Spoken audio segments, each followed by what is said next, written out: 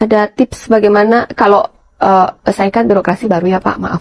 Kalau kita di perusahaan kan pengajuan itu sangat detail. Semuanya kekontrol, setiap rupiah yang kekontrol oleh keuangan.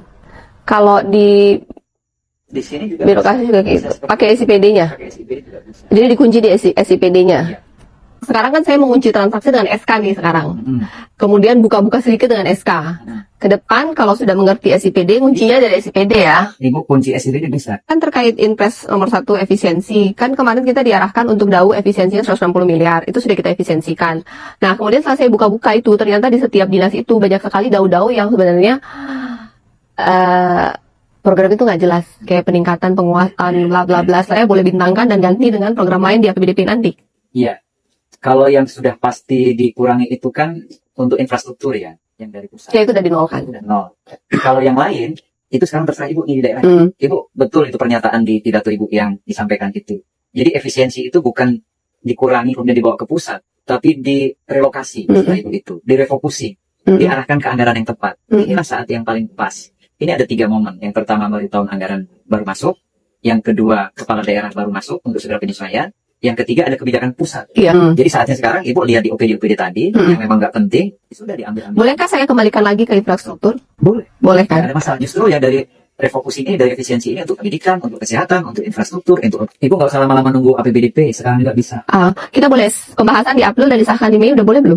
Jadi ada 2 mekanisme pergeseran anggaran. Ada APBD perubahan, itu mekanismenya setelah semester 1. Tapi ada mekanisme lain, pergeseran anggaran dengan perubahan peraturan kepala daerah tentang penjabaran APBD. Cukup dengan peraturan kepala daerah. Pergub aja. Tanpa harus persetujuan DPRD. Karena apa? Karena ini dimungkinkan secara regulasi. Jadi, Nomor berapa lagi? Inpres itu. Oh, Inpres nomor 1 itu. Kemudian dengan surat edaran. Kemudian dengan Undang-Undang 32. Kemudian dengan PP 12 2019 tentang pengelolaan. Bentar Pak. Dimungkinkan semua. Selesai Inpres, kemudian edaran kemarin Kemenkeu, dan itu juga dasarnya Undang-Undang 23 2014 tentang pemerintahan daerah. Dan juga PP 12 tahun 2019 tentang pengelolaan keuangan daerah, itu semua sudah yang kemarin saya jelaskan dari retreat itu, kepala daerah mempunyai kekuasaan yang luar biasa untuk mengelola uang. Nggak ada alasan, nggak ada anggaran. Manakala diperlukan, kepala daerah bisa melakukan pergeseran. Gitu. Bahkan di situ penjelasan itu, BTT itu digunakan untuk keperluan darurat dan mendesak yang belum dianggarkan sebelumnya. Banyak. Jadi berarti saya boleh melakukan perubahan dengan Pergub tanpa harus menunggu APBDP. Yang penting geser ke relokasinya udah jelas kemana. Kemudian kalau saya belum tahu mau ditaruh di mana, saya bisa taruh di BTT. Kemudian BTT itu bisa pemanfaatannya dengan dasar urgent dan peningkatan pelayanan. Ya, kriteria penggunaan BTT itu darurat dan mendesak. Kita dari Kemendagri siap untuk fasilitasi itu. Memang tugasnya Kemendagri melakukan pembinaan, pendampingan, dan itu kita siap.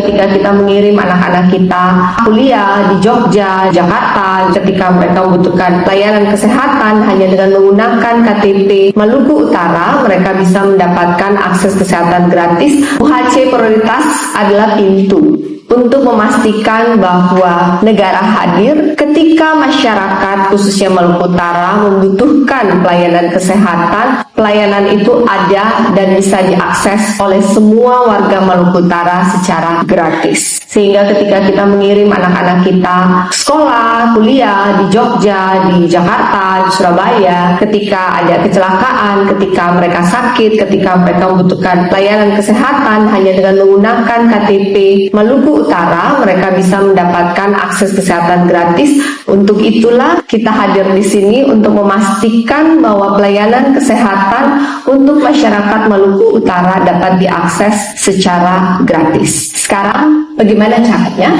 Secara terdaftar Maluku Utara sudah terdaftar 98,8%, tetapi kemudian yang aktif baru 75%. Dengan penandatanganan Halut kemarin, terima kasih Halmahera Utara, sudah mengaktifkan kembali dalam proses 25.000, sehingga setelah inputan selesai, keaktifannya ada di angka 78% dalam tahap. Nah, tetapi kita belum bisa UHC apabila belum lewat dari 80%. Setelah hasil koordinasi dengan Ibu Deputi, bahwa dibutuhkan sekitar 24.000 lagi yang aktif untuk bisa mencapai angka keaktifan keaktifan partisipasi 80,5% sehingga Maluku Utara bisa UHC prioritas. Yang bisa diaktifkan adalah Ternate dan Halmahera Utara. Ternate sebanyak 3.000 dan Halmahera Utara sebanyak 24.000. Dari Provinsi Maluku Utara secara kebijakan yang ada telah menanggung 15% atau senilai 13,9 miliar. Untuk itu, karena ada perwakilan 10 kabupaten kota di sini, saya meminta kesepakatan untuk apakah 10 kabupaten kota setuju untuk masyarakatnya bisa mendapatkan UHC prioritas. Apakah ada yang tidak setuju? Setuju? Ya, jadi saya Pak Sekda Bu Deputi saksi bahwa dari perwakilan BPK juga ada perwakilan dari 10 kabupaten kota di sini setuju bahwa kita menginginkan hal yang sama, UHC prioritas bagi seluruh masyarakat Maluku Utara. Intinya uang ada, data ada, semua setuju. Berarti hari ini kita sepakat tinggal bayar daftar berarti UHC prioritas. Boleh ya? Berikut jawaban kami. Pertama, untuk PAD ada kenaikan 306 miliar itu karena ada pendapatan terutama di pajak BBM. Dan kami mengakui bahwa PAD yang ada saat ini belum optimal, belum maksimal. Kemarin pada saat rakor di Sulawesi Tenggara, kami sudah berkoordinasi dengan Kaltara dan Sulawesi Tenggara. Pada saat itu ada Biro Hukumnya yang hadir. Karena sebagai contoh, salah satu kontribusi PAD di Maluku Utara itu adalah pajak alat berat. Pajak alat berat itu kita Maluku Utara hanya 1,5 miliar. Dibandingkan dengan total IUP yang ada di Maluku Utara itu memberikan revenue sebanyak 54 triliun. Dan kemudian produk smelter sekitar 100-an triliun. Jadi tidak mungkin bahwa pajak alat berat yang ada di Maluku Utara itu hanya 1,5 miliar. Faktanya pajak alat berat selama ini yang masuk di PAD Maluku Utara hanya 1,5 miliar. Itu menjadi fokus kami di Pemprov tahun 2026 untuk segera meningkatkan pajak alat berat sehingga bisa meningkatkan PAD Maluku Utara. Kita sudah melakukan kiat-kiat dengan meminta data konsolidasi alat berat yang ada di semua pemegang IU yang ada di Maluku Utara melalui Kementerian SDM. Data sudah kami pegang. Saat ini sedang dilakukan simulasi oleh Bapenda berapa potensial PAD dari pajak alat berat yang harusnya kita terima. Setelah datanya sudah clear, kita akan memulai penagihan kepada masing-masing pemegang IUP. Nah, yang kita ingin tahu juga, Bu, apa sih sebetulnya inovasi yang sudah dijalankan ataupun tengah disiapkan oleh pemerintah daerah khususnya di Maluku Utara, Bu Sherly? Ya, di tengah efisiensi anggaran, kita tidak mengurangi pembangunan, jadi kita berkolaborasi dengan BPKP untuk mengevaluasi harga satuan HPS. Kita dapat efisiensi 30% sehingga walaupun ada pemotongan di anggaran, tetapi list proyek dan panjangnya jalan jembatan tidak berkurang. Jadi itu inovasi yang sudah disiapkan tentunya oleh Pemprov Maluku Utara. Bu Sherly, kalau agenda Rakornas ini kan masih akan terus berlanjut ya Bu sampai sore nanti. Apa yang kemudian diharapkan oleh Bu Sherly tentunya untuk bisa didapatkan dari Rakornas hari ini? Ya, kita tadi Pak Presiden sudah mengumumkan hasil output yang sudah jalan selama 1 tahun ini. Kita mengkalibrasi lagi untuk memastikan kita di daerah bisa menjalankan asta-cita Pak Presiden dengan lebih cepat. Harus melompat tadi kata Pak Presiden. Kali ini pemirsa saya sudah bersama dengan Gubernur Cantik, Gubernur Maluku Utara, ada Ibu Sherly Juanda. Halo Ibu, apa kabar? Halo, baik. Sehat Ibu? Sehat. Alhamdulillah, baik. Bu Sherly, kita ingin tahu, tadi kan kita sudah mendengarkan arahan dari Pak Presiden Prabowo Subianto mengenai program prioritas. Nah, kalau di daerah ataupun di Maluku Utara sendiri, seperti apa Bu implementasi program prioritasnya? Ya, di Maluku Utara untuk Asta Cita kita cek kesehatan gratis. Kita saat ini udah 40% ya, kalau nggak salah nomor 3 senasional. Kemudian Koperasi Merah Putih juga kita sudah pembentukan 100%, 1185 badan hukum. Saat ini sedang pembangunan 60 Koperasi Merah Putih bangunannya. Selain dari itu, kita juga jalan pembangunan jalan jembatan melalui IJD juga jalan, serta makanan bergizi kita udah sekitar 55% yang jalan di Maluku Utara.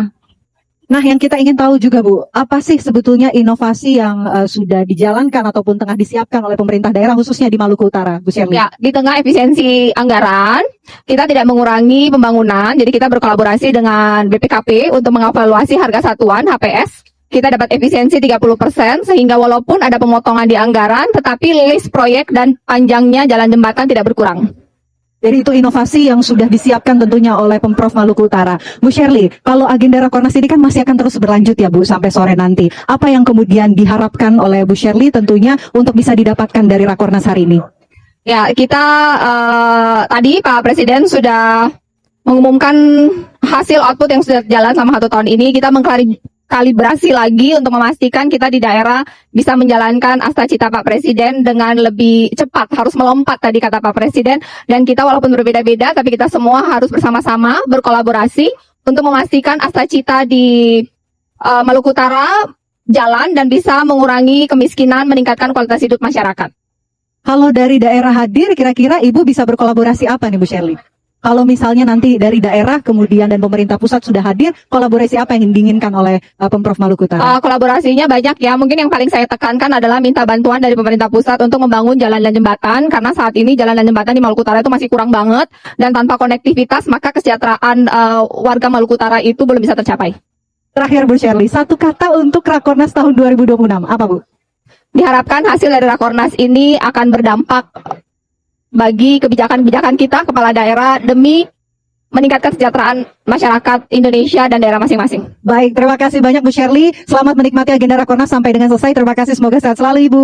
Mari, terima kasih. Dan anggota Dewan yang saya hormati, pemerintahan kami akan berdiri tegak di atas prinsip good governance, akuntabilitas, transparansi, taat asas, partisipasi, efisiensi, dan efektivitas. Tidak ada ruang bagi praktik-praktik lama yang menghambat kemajuan daerah ini. Kami juga berkomitmen untuk menerapkan sistem meritokrasi dalam birokrasi, sesuatu yang telah pudar sekian lama di Maluku Utara. Ada 5 pilar utama yang menjadi standar dalam pemerintahan kami. Yang pertama adalah kompetensi, kinerja, integritas, teamwork, dan loyalitas kepada kepentingan rakyat dan negara. Kami juga akan mengganti sistem mutasi kepegawaian berbasis shelter dan menggantinya dengan sistem merit pada akhir tahun ini. Tidak ada lagi politisasi jabatan, urus-mengurus, titip sana-sini. Mutasi jabatan bukan soal suka atau tidak suka, tapi soal kompetensi, soal kinerja, kemampuan, kerjasama, dan integritas.